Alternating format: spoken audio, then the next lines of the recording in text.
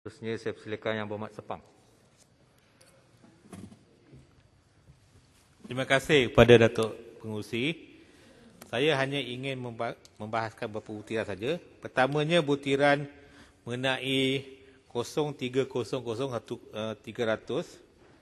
berkaitan dengan isu memerangi kempen anti kelapa sawit yang dikurangkan daripada 27 juta zaman PH kepada 20 juta sahaja. Tuan Pengerusi, kalau kita lihat, memang kempen anti kelapa sawit ni satu kempen yang dipelopori oleh syarikat-syarikat ataupun badan-badan yang berpengaruh seperti Greenpeace dan sebagainya. Sudah tentulah sebagai sebuah kerajaan, kita seharusnya memikirkan satu kaedah yang terbaik untuk mengatasi kempen ini, negatif ini, dan seterusnya, logiknya, daripada 27 juta, paling kurang kita kekalkan. Tapi kenapa kita kurangkan kepada 27 juta saja? Saya merasa muskil. Kenapakah peruntukan mengenai kempen inti ini dikurangkan? Adakah kerajaan macam dah surrender dengan apa yang berlaku? Dah tak larat lagi nak lawan, jadi kita kurangkan. Itu yang pertama. Yang keduanya, saya ada membaca dalam NST bertarikh 1 Februari 2009, di mana ada kenyataan bahawa apabila pihak Norway dan juga Perancis mengambil keputusan untuk melarang penjualan ataupun pengeksportan palm biodiesel bermula daripada 2020. Ini saya bacakan kenyataan daripada yang ada dinyatakan.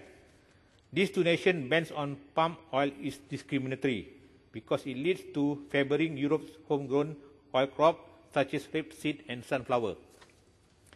Maknanya, hujahnya ialah tindakan mereka itu bersifat dua darjat lah ataupun discriminatory. Saya nak tanyalah, kalau sekiranya kita gunakan naratif ini, tak malu ke kita? Sedangkan menteri yang ada sekarang ini juga menteri yang ada masalah dengan dua darjat. Rakyat kena hukuman, dia tak kena hukuman. Jadi kalau kita jumpa dengan orang luar kata, please lah, orang kata, nak jual ubat jerawat, muka jangan ada jerawat. Saya silakan. Yang Berhormat. Celahan. Saya ada celahan. Saya benarkan. Tuaran. Terima kasih YB Sepang. YB Sepang menyatakan tadi bahawa dalam menangani kempen anti minyak kelapa sawit, peruntukan perlu ditambah daripada 20 juta yang ada sekarang. Tapi Yang Berhormat, adakah juga Yang Berhormat bersetuju peruntukan untuk insentif pengeluaran getah yang telah diperuntukkan sebanyak 300 juta ini juga perlu ditambah? Sebab pekebun kecil getah di seluruh negara ini ada 500 juta. 500 ribu, minta maaf. 500 ribu. Jadi kalau kita bagi dengan 300 juta, satu orang dapat baru 600 ringgit. Dalam keadaan COVID sekarang, sepatutnya mereka dapat lebih 1.000. Jadi adakah Yang Berhormat bersetuju, kalau kita ambil peruntukan daripada Jabatan Perdana Menteri, ada 1 bilion projek khas. Kita ambil 900 juta di sana, masukkan di sana, di sini supaya tambahkan di sini sampai 1 bilion lebih untuk pekebun kecil ini supaya pekebun kecil boleh dapat 1.000 ringgit satu orang. Terima kasih. Saya amat bersetuju dengan apa dikatakan oleh sahabat saya Yang Berhormat Tuaran. Inilah contoh Yang Berhormat daripada Sabah, tak macam Kinabatangan tadi. Sebenarnya bukan peruntukan JPM je, peruntukan jasa. Yang mengarut itu, baik bagi benda ni 80 juta, baik kita bagi pada penoleh getah dan sebagainya. Jadi inilah masalah kepada kerajaan yang sekarang ni. Sepang, sikit. Saya ni 1 minit je. Boleh Sepang? Siapa? 30 minit. 30 saat. Sekejap. Kuala Selangor. Speaker, minta tambah nanti mungkin 1 minit. Sepang. Tambahan.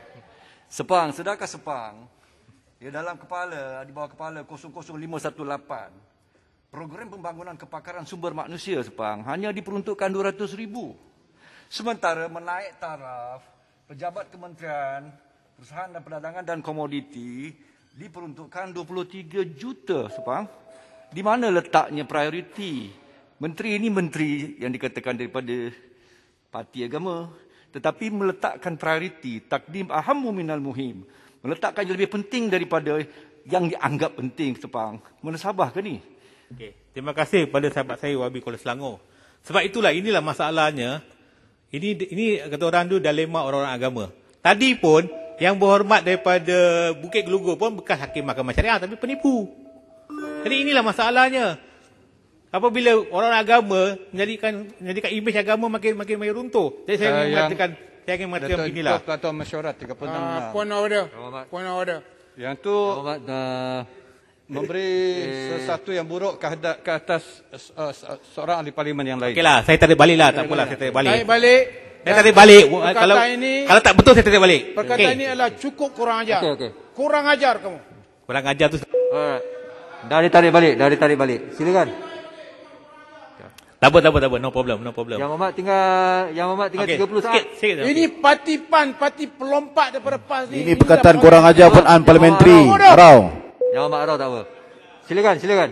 Habiskan. Tak apa, terima kasih kepada yang berhormat Arau yang mungkin spesies terakhir dalam parlimen ini.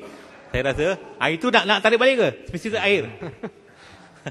Ni speaker. Yang Mamat, habiskan. Inilah Tadi kacau.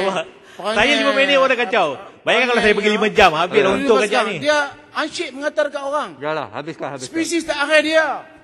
Tak apalah, buat level lah. Tolong habiskan. Saya spesies awal dan akhir. Arau, you tengoklah. Yang Mamat Sepang, tolong habiskan.